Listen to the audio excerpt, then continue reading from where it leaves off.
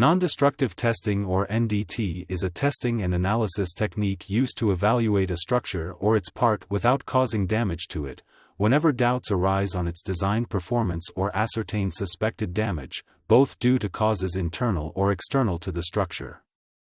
It is a very reliable method of inspection. Further, as it does not cause any damage to the member inspected, it is repeatable, and if needed, using different NDT tests, to enable precise and definitive assessment of the structure. NDT includes non-destructive examination, NDE, non-destructive inspection, NDI, and testing. Each NDT test measures a parameter very different either to the damage to be ascertained or to the performance to be assessed. Attend this program, you will have better takeaway.